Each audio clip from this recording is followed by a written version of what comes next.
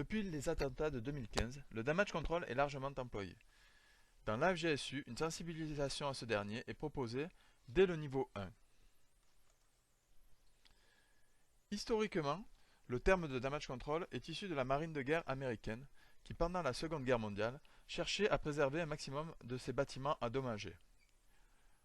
On en distingue trois phases: la réparation des brèches et l'extinction des feux, un retour prudent au port et la réparation complète réalisée en sécurité. Dès les années 80, les trauma centers nord-américains adoptèrent ce principe pour la prise en charge des traumatisés hémorragiques sévères.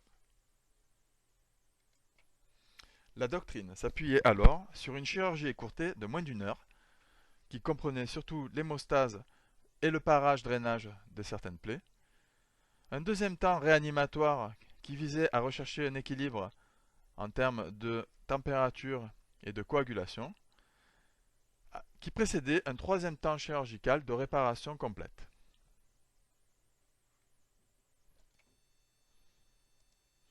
Par la suite, les conflits irakiens et afghans ont malheureusement engendré de nombreuses victimes et blessés de guerre. La doctrine du damage control a alors atteint ses limites, car il est apparu qu'elle devait être mise en place dès la prise en charge initiale. C'est ce qu'on a appelé le damage control ground zero. On parlera ensuite de damage control global, car les années 2000 ont vu l'émergence de nombreux attentats entraînant des afflux massifs de victimes. Les victimes civiles présentaient des caractéristiques militaires en termes de blessures et de nombre de victimes. Le principe reposait donc sur une stratégie de prise en charge globale en 3 temps qui démarrait dès le terrain et se terminait à la sortie du bloc opératoire. La notion d'afflux massif est également importante. Le damage control est essentiellement mis en place lorsqu'il y a une disproportion entre les besoins et les moyens, notamment face à la particularité de certaines blessures. On peut remarquer que lors des attentats par arme de guerre ou par explosion, les lésions provoquées sont souvent multiples et graves. De plus, elles touchent des civils, c'est-à-dire qui n'ont pas de protection balistique et dont l'état de santé au préalable n'est pas celui des combattants de terrain.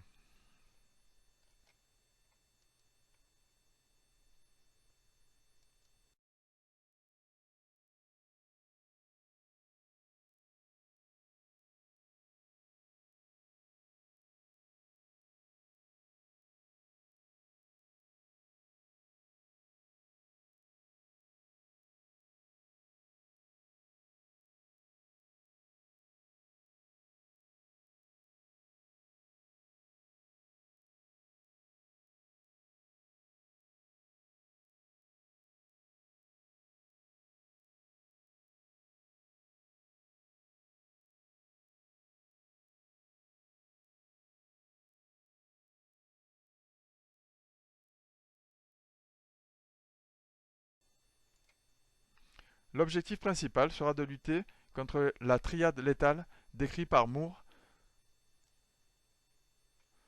et comportant les 3 éléments suivants. Ces éléments s'auto-entretiennent. L'hypothermie, la coagulopathie et l'acidose seront les 3 éléments à prévenir en préhospitalier ou en hospitalier à T0. L'élément causal étant bien évidemment l'hémorragie. À votre niveau, il vous faudra lutter contre l'hémorragie. Vous avez déjà vu la gestion des hémorragies dans un module précédent, mais d'autres techniques pourront ici être employées. Par voie de conséquence, vous lutterez ainsi contre la triade létale. La compression manuelle reste de mise. L'utilisation du garrot tactique sera largement démocratisée. Ce dernier, nettement plus efficace qu'un garrot classique, permet d'être positionné directement au-dessus de la lésion, à 5 cm au-dessus de cette dernière. Il permet de contrôler l'hémorragie, y compris sur des membres comportant 2 os. D'autres techniques pourront également vous être enseignées, notamment des techniques dites de packing, au premier rang desquelles le pansement israélien figure, ainsi que d'autres techniques de contrôle de l'hémorragie, notamment l'utilisation d'une ceinture pelvienne qui, par rapprochement des crêtes iliaques, permet de contrôler une hémorragie du bassin.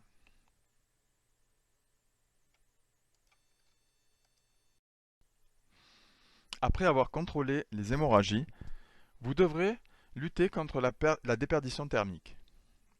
En effet, il faut savoir que chaque degré perdu coïncide à la diminution de 10% de la capacité à coaguler du patient. Des moyens simples devront être employés. Ils vous permettront de limiter la déperdition thermique. Il faudra couvrir la victime en utilisant de préférence des couvertures de survie, réchauffer l'environnement, que ce soit le véhicule sanitaire ou bien la pièce où se trouve la victime, réchauffer les solutés de perfusion, isoler la victime du sol.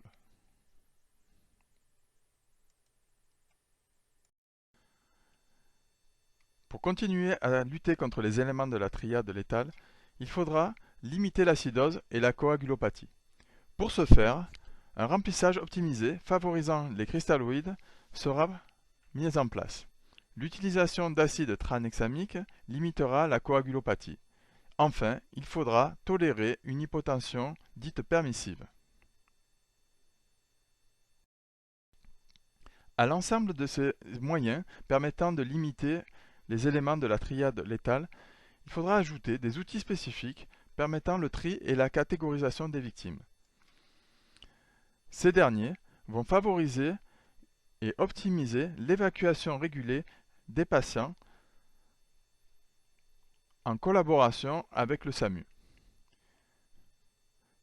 L'ensemble de ces doctrines et de ces outils vous seront enseignés dans l'AFGSU module Damage Control que vous pourrez éventuellement suivre à l'issue de vos études. En vous remerciant pour votre attention.